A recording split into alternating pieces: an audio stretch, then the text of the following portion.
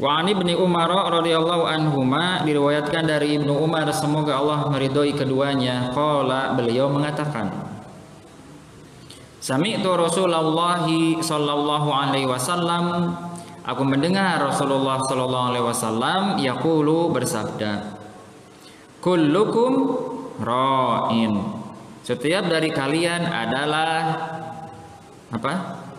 Orang yang memiliki tanggung jawab. Kita terjemahkan begitu saja, karena nanti kalau diterjemahkan pemimpin, Rasulullah ngasih contoh pemimpin gitu, nanti jadi rancu bahasanya. Kita ambil bahasa itu saja.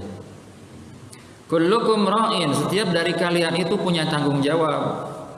Wa kullukum mas'ulun an ra'iyatihi, dan setiap dari kalian itu akan ditanya tentang tanggung jawabnya itu. Kapan? Kapan ditanyanya?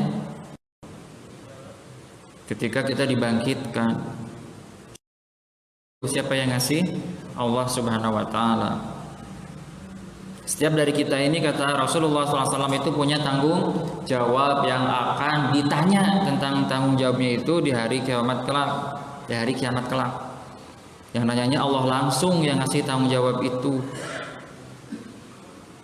Kalau kita ditanya sama atasan, ditanya sama guru, kalau murid, kan kadang gurunya lupa ya.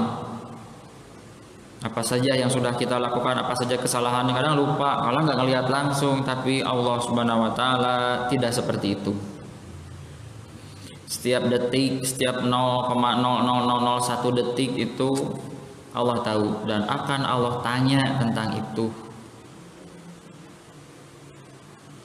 Nah, setelah Rasulullah SAW menerangkan kepada kita bahwa setiap dari kita ini punya tanggung jawab, dan tanggung jawab itu akan dimintai pertanggungjawabannya, Rasul memberikan contoh satu persatu siapa saja contohnya yang punya tanggung jawab itu. Nah, dalam hadisnya ini Rasulullah memberikan contoh yang paling tinggi tanggung jawabnya, yang paling tinggi, yang paling besar. Siapa? Pemimpin. Rasulullah SAW mengatakan al-imamu ra'in, pemimpin itu orang yang memiliki tanggung jawab. Wa mas'ulun an ra'iyatihi, dan dia akan ditanya, dimintai pertanggungjawabannya.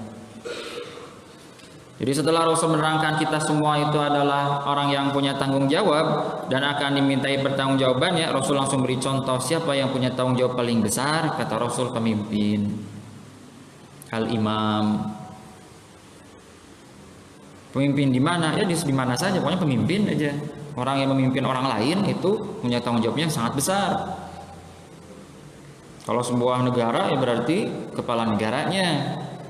Kalau sebuah kampung, kepala kampungnya. Sebuah rumah tangga, kepala rumah tangganya, kan begitu. Cuma sepertinya Rasul ingin menerangkan pemimpin dalam skala besar. Kenapa? Karena nanti akan Rasulullah terangkan juga contoh pemimpin dalam skala kecil. Jadi kalau begitu, yang dimaksud dengan imam di sini adalah pemimpin dalam skala besar. Ya, pemimpin negara, pemimpin bangsa, desa, kampung gitu ya. Organisasi besar internasional yang seperti itulah, atau organisasi ya semua yang memimpin orang banyak dalam skala besar, itu kata Rasulullah adalah orang yang punya tanggung jawab dan akan dimintai pertanggungjawabannya. Kan kalau tahu begini sepertinya secara logikanya guys, dari diantara kita nggak bakal ada yang mau ya jadi pemimpin, ya kan? Tanggung jawabnya besar, yang nggak sholat orang lain, nanti yang ditanya pemimpinnya, kenapa itu bawahan kamu tidak sholat dibiarkan saja, kan begitu. Kecuali kalau sudah ditanya, sudah disuruh tetap nggak nurut, itu ditanya nggak pernah, disuruh nggak pernah, aja beda. Kata Rasulullah, mas'ulun an ra'iyati, orang itu akan ditanya, dimintai pertanggungjawabannya. Minimalnya ya ngajak nyindir gitu ya, Mas sudah waktunya zuhur nih. Itu sebenarnya ngajak kita niatnya, cuma si masnya itu bawahannya itu, oh iya pak, udah aja gitu, udah nggak ngerti gitu ya. Mas sudah waktu zuhur nih, oh iya pak, sudah aja, ngikuti masjid enggak, sholat enggak gitu. Ya minimalnya kalau nanti ditanya sama Allah itu, kenapa kamu biarkan? Enggak ya Allah, sudah saya ajak tapi nyindir ngajaknya, kan mungkin minimalnya kita punya jawaban itu. Cuma itu terserah Allah, kayak gitu cukup enggak untuk ngajak orang ya? Gitu terserah Allah nanti itu. Yang penting kita udah usaha.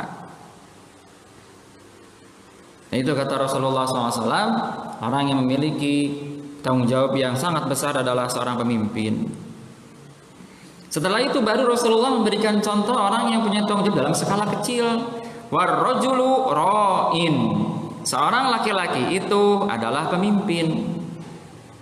Di mana pemimpinnya kalau seorang laki-laki? Di sini berarti maksudnya kepala rumah tangga. Kenapa? Karena Rasul setelahnya menerangkan warrajulu ra'in fi ahlihi. Seorang laki-laki, seorang suami, seorang ayah itu punya tanggung jawab. Di mana? Fi ahlihi, di keluarganya. Jadi kita yang laki-laki nih, yang sudah punya istri, yang sudah punya anak, itu kata Rasulullah SAW adalah orang yang bertanggung jawab di keluarganya. Wa mas'ulun an ra'iyatihi, dan dia akan ditanya, dimintai pertanggungjawabannya. Ini ayat hadis ini mirip isinya dengan ayat yang sudah kita bahas di pembukaan dulu, surat At-Tahrim ayat 6. Apa isinya? Ya ayyuhalladzina amanu qu anfusakum wa ahlikum naro. Hei orang-orang yang beriman, jagalah diri kalian sendiri dan siapa? Keluarga kalian dari apa? Dari api neraka. Gimana cara menjaganya? Kata Ali radhiyallahu anhu, adibuhum wa allimuhum. Ajarkan akhlak, berikan pengetahuan agama. Yang pertama itu ajarkan akhlak dulu, kata Ali bin Abi Thalib. Ajarkan akhlak. Itu yang pertama kali kita ajarkan kepada anak-anak kecil, anak-anak kita yang masih kecil, adab. Akhlak dulu, etika dulu, baru setelah itu wa'allimuhum, baru ajarkan ilmu, pengetahuan tentang agama ini. Karena kalau yang diajarkan pengetahuan agama dulu tapi nggak diajar akhlak atau etika, nanti sudah besarnya pengetahuannya akan dijadikan sebagai celah atau dalih untuk berbuat salah. Kenapa? Karena tidak punya akhlak. Tahu dalilnya itu bukan untuk diamalkan, tetapi untuk cari celah, untuk jadikan dalih untuk melakukan pelanggaran. Makanya para ulama dulu mendidik anak-anak kecil itu adabnya dulu, adabnya yang matang. Setelah itu baru dikasih ilmu agamanya, kasih pengetahuannya. Sehingga karena sudah punya dasar pondasi yaitu akhlak, baik kepada Allah ataupun kepada sesama, ilmu yang dia dapatkan itu dijadikan sebagai apa? Sebagai sandaran untuk beramal. Jadikannya ilmu untuk berbuat salah. Nah, siapa yang punya tanggung jawab untuk itu? Kata Rasulullah, kepala rumah tangga. Jadi yang punya tanggung jawab mendidik keluarganya di rumah, istrinya supaya menutup auratnya kalau keluar rumah, anaknya supaya menjaga sholatnya. Kalau di situ ada adiknya yang ikut tinggal di situ sama, atau ada keponakan yang juga ikut tinggal di situ sama, itu tanggung jawab si kepala rumah tangga. Mas'ulun, dan akan ditanya an ra'iyatihi, tentang tanggung jawabnya itu. Itu kalau laki-laki. Kalau perempuan bagaimana? Wal mar'atu, oh ternyata perempuan juga termasuk punya tanggung jawab, kata Rasulullah. Wal mar'atu, mar'ah itu maksudnya istri. Wal mar'atu ra'iyatun fi baiti zaujiha. Dan seorang istri itu ternyata punya tanggung jawab juga, istri itu. Tidak hanya jadi tanggungan suami, tapi istri juga punya tanggung jawab sendiri. Apa? Ra'iyatun fi baiti zaujiha. Seorang istri itu punya tanggung jawab di rumah suaminya. Ya, wa mas'ulatun an ra'iyatiha, dan dia akan dimintai pertanggungjawaban tentang tanggung jawabnya itu. Itu ini kalau dalam riwayat Bukhari Muslim seperti ini, tapi kalau dalam riwayat Bukharinya khusus gitu ya, itu ada tambahannya. Wal mar'atu ra'iyatun fi baiti zaujiha wa waladihi. Dan seorang istri itu punya tanggung jawab di rumah suaminya dan mengurus anaknya. Anaknya siapa? Anaknya suami. Nah, jadi beda gitu ya. Kita dulu pernah bahas tentang infak, tentang nafkah. Kalau ada seorang laki-laki menikah dengan janda, nikah dengan janda, jandanya udah bawa anak, maka si anak itu tanggung jawab siapa nafkahnya? Bukan kerabat suami yang dulu maksudnya. Jadi kalau si janda ini sudah punya anak, cerai gitu ya, sudah punya anak, nikah lagi, maka si anaknya itu tanggung jawab siapa nafkahnya? Suaminya kalau masih hidup, suaminya yang dulu. Jadi yang namanya cerai itu bukan berarti si suami tidak punya lagi tanggung jawab apa-apa, itu salah. Jadi sebetulnya kalau cerai itu yang rugi siapa? Laki-laki sebetulnya. Itu ya, kenapa? Karena ketika cerai tetap si laki-laki ini harus menafkahi anaknya, walaupun si anaknya tinggal sama ibunya. Apalagi kalau masih masa idah. Ketika masih masa idah, ibunya juga tanggung jawab si suami itu. Walaupun sudah dicerai tapi masih dalam masa idah, masih dikasih uang nafkah, masih uang jajan masih ada. Apalagi anaknya, sampai nanti anaknya bisa cari nafkah sendiri. Gitu kan? Jadi si suami yang baru nggak punya tanggung jawab untuk menafkahi anaknya itu, kecuali kalau dia ingin sodako.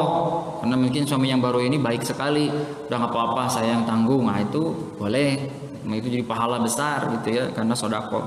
Tapi bukan jadi kewajibannya. Tapi nggak kebalikannya dengan istri. Ceritanya si perempuan ini nikah sama seorang duda, dudanya sudah punya anak. Ceritanya ada seorang duda, orang laki-laki, istrinya meninggal, anaknya masih kecil, menikah lagi misalkan. Nah, siapa yang harus mengurusi anak ini? Istrinya. Kayak hadisnya begitu. Jadi seorang istri itu punya kewajiban untuk mengurusi rumah suaminya dan anak suaminya. Jadi kalau suami punya anak sendiri, tetap itu tanggung jawab si istri walaupun dia bukan ibunya gitu. Apalagi kalau dia ibunya sendiri, itu lebih lagi, yaitu anaknya sendiri, ya anak suaminya, anak yang berdua, maka si istri punya tanggung jawab untuk mengurus anaknya itu, bukan menafkahi, mengurus. Mungkin ngasih makannya dijaga gitu ya, mandinya, kebersihannya dan segalanya. Kalau yang menafkahi ya suaminya, bapaknya yang ngasih uang buat makan, ngasih uang buat baju, ngasih uang buat pakaian buat kesehatan dan sebagainya. Nah, yang memberikannya ke anak sehingga jadi pakaian yang bersih, makanan yang sehat, itu si istri atau si ibunya. Itu ya, jadi itu perbedaannya. Jadi kalau seorang laki-laki menikah sama jandanya sudah punya anak, si anak ini kan kewajiban si suami yang baru untuk menafkahinya, tapi masih kewajiban bapak aslinya. Tapi tidak kebalikannya, kalau seorang perempuan nikah sama dudanya sudah punya anak, maka si anak ini kewajiban istri yang baru ini untuk menjaga atau mengurusi anaknya atau mengasuh anaknya. Kecuali kalau si anaknya ibunya masih ada gitu ya, si anaknya diserahkan ke ibu aslinya, itu beda urusan gitu ya. Anaknya nggak tinggal di situ. Selama anak itu tinggal di rumah suaminya, maka dia menjadi tanggung jawab si istri yang baru. Seperti itu tanggung jawab seorang istri, kata Rasulullah SAW. Maka seorang istri itu tanggung jawabnya di rumah, jadi dia in charge-nya itu di rumah gitu ya, punya kekuasaan yang besarnya itu di dalam rumah suaminya. Dia memiliki tanggung jawab untuk mengatur rumah itu, mau bersih, mau apa, mau digimanain gitu ya. Begitu nanti semua yang pulang itu makan sudah siap, walaupun tidak kewajiban, tidak harus si istri itu yang menyediakan langsung gitu, ya harus.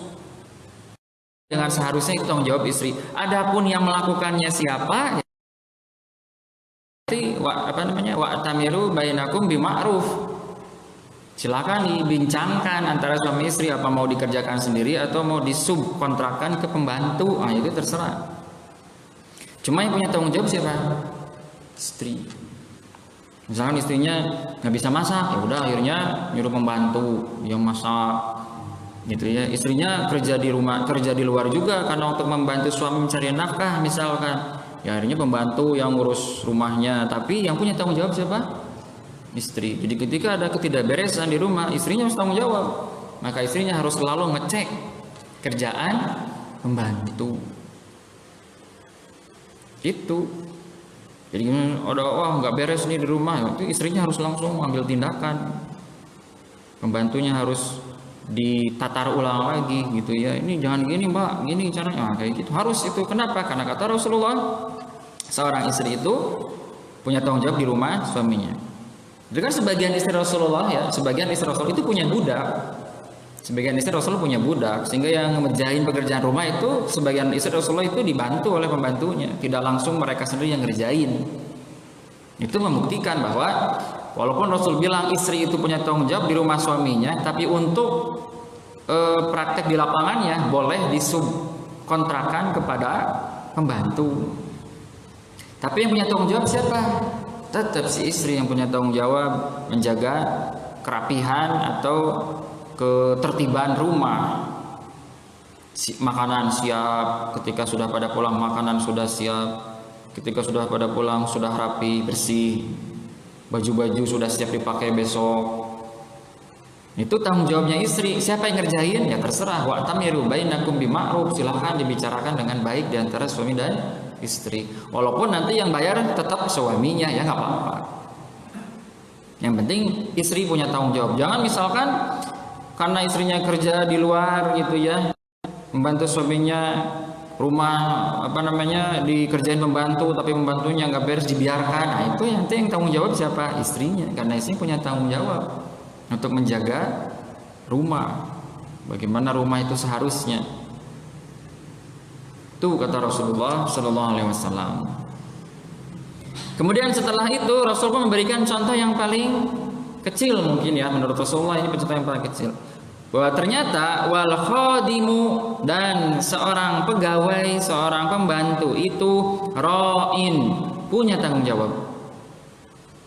Jadi tidak hanya pemimpin yang paling tinggi tanggung jawabnya tadi, ternyata orang yang paling bawah pun, yang sebagai pekerja, sebagai pegawai pun ternyata punya tanggung jawab juga. Di mana tanggung jawabnya? Fi mali sayyidihi, pada harta tuannya, pada harta majikannya, pada harta atasannya. Wa mas'ulun an ra'iyatihi, dan dia akan dimintai pertanggungjawabannya oleh Allah tentang tanggung jawabnya itu. Jadi kalau seandainya kita ini seorang pegawai, pada hakikatnya kita tidak hanya bertanggung jawab kepada atasan kita, tetapi juga tanggung jawabnya kepada siapa? Kepada Allah. Tanggung jawab kita itu tidak sekedar misalkan kalau kita bawahan, kita punya atasan, kita harus mengerjakan sesuatu yang kita kerjakan itu harus sampai beres. Itu bukan karena atasan saja sebetulnya, bukan karena nanti akan ditanya oleh atasan, bukan nanti akan ditegur kalau tidak beres, tapi lebih dari itu yang harus kita takutkan, Allah yang akan negur kita nanti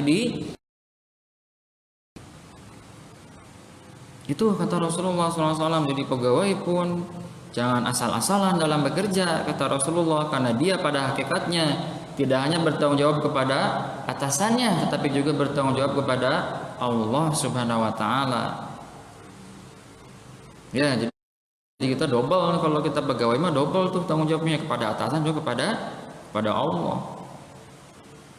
Setelah itu Rasulullah kembali menguatkan pernyataannya yang di atas, paling atas tadi, fakullukum ra'in.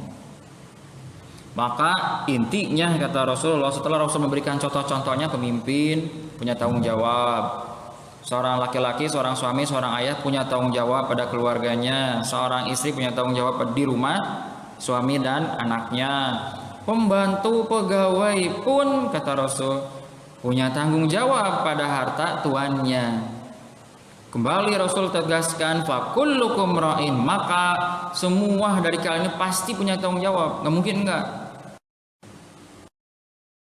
Ra'iyatihi, dan dia akan dimintai pertanggungjawabannya tentang tanggung jawabnya itu.